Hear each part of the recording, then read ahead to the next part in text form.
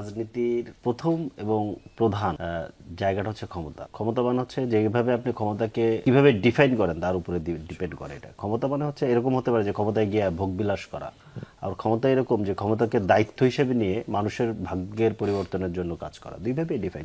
Problem হচ্ছে যে এখানে হচ্ছে যে ফকিন্নির পোলা যাতে উঠলে সবারই সমস্যা, মানে যেদিকে যায় সেদিকেই সমস্যা। এনসিপির ক্ষেত্রে এই ব্যাপার। ধরেন নেপালের প্রথমে খবর আসলো যে নেপালের ছাত্ররা রাজনীতি, তাতে আমাদের এখানে খুবই উৎসাহ দেখা গেল যে নেপালে ওরা রাজনীতিতে যাচ্ছে না, পড়াশোনায় ফিরে গেছে, তোমরা কেন রাজনীতি করো, ওরা ভালো তোমরা। আবার এখন যখন নেপালে ছাত্রদের দল কিংবা ছাত্রদের সমর্থিত দল রাষ্ট্র ক্ষমতায় গেছে, তখন ওরা পারলো তোমরা কেন পারলো। ব্যাপারটা হচ্ছে মানে ব্যাপারটা বুঝছেন না, এই যে ধরেন তথ্যগত মানে কি বলে যে ন্যারেটিভ নির্মাণ করার যে জায়গাটা, সবই মিডিয়ার মাধ্যমে আসতেছে। ন্যারেটিভ নির্মাণ করার যে জায়গাটা, এই জায়গাটা খুব যে আসলে কিভাবে ন্যারেটিভটা নির্মাণ করা, এটি সমালোচকরা করেছেন, স্বীকার করছি। কিন্তু জনগণের তথ্যগত অনেকগুলো নেপালে গণ অভ্যুত্থানের দল জিতছে, এখানে গণ অভ্যুত্থানের দল জিতে না, এইভাবেও ঠিক বলা যাবে। কেন আমি আপনাকে দুইটা জিনিস বলি, সেটা হচ্ছে নেপালের ফাইটটা, নেপাল আমাদের থেকে এক স্টেপ আগে ছিল কিংবা আছে এখনো এক স্টেপ আগে। নেপালের ফাইটটা হচ্ছে দুর্নীতি। আমাদের কিন্তু জুলাইয়ের ফাইটটা দুর্নীতির বিরুদ্ধে, অপশাসন দুঃশাসনের বিরুদ্ধে ছিল। নেপাল কিন্তু একটা লম্বা ফাইট দিয়ে রাজতন্ত্র থেকে বেরিয়ে একটা নতুন সংবিধান তৈরি করে, এরপরে সরকারগুলো দুর্নীতি করতেছিল, নেপালের জেনজি বিক্ষুব্ধ হয়ে তাদের বিরুদ্ধে আন্দোলন করে, এবং যাদেরকে হটাইছে ওরা কিন্তু নির্বাচনে ছিল। ওইখানে কিন্তু পার্থক্য।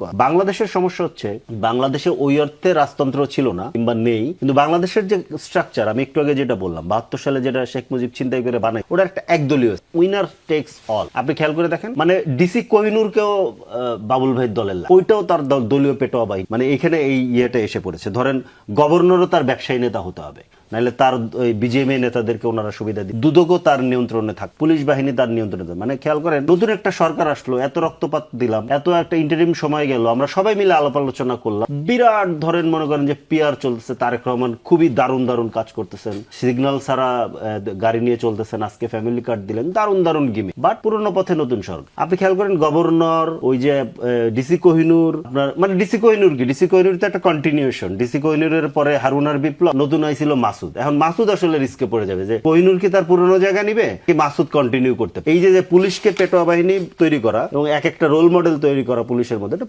পুরনো। এখন প্রধানমন্ত্রী একা একা ধর হেঁটেও যদি অফিসে, কাঠামো পুরো, নতুন সরকার যদি পুরনো পথে হাঁটে, তাহলে কাঠামো তো পুরনো।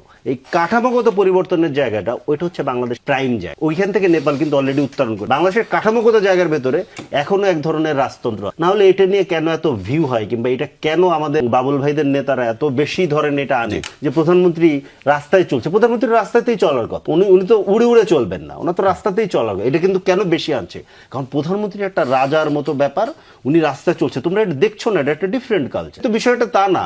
শেখ হাসিনা যেটা করছে ওইটাকে ধরে আপনি তো উদাহরণ দিতে পারেন, তো কোনো উদাহরণ না। শেখ হাসিনা তো একটা চলছে। তো সেই জায়গা থেকে আপনার ধরেন মানে নেপালের যে জায়গাটা, নেপালের সাথে আমাদেরকে আপনি তুলনা করতে গেলে এই জায়গাগুলো আমাদের মাথায় নিতে হবে। নেপাল একটা নতুন সংবিধান আনতে পেরেছে, একটা লম্বা লড়াইয়ের, আমরা কিন্তু ওইখানে এখনো যেতে পারিনি।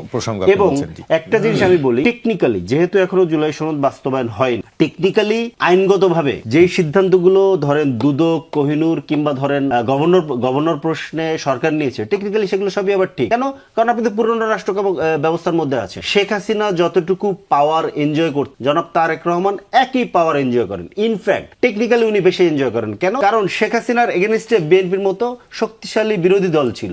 এই মুহূর্তে তো ধরেন বিএনপির ওইরকম বিরোধী দল, আমরা তো আন্দোলনের সহযোগী শক্তি, আমরা ওইরকম বিরোধী দল হয়ে উঠতে আমাদেরকে অনেক মারতে হবে, তারপর আমরা ওইরকম বিরোধী দল হয়ে উঠবো।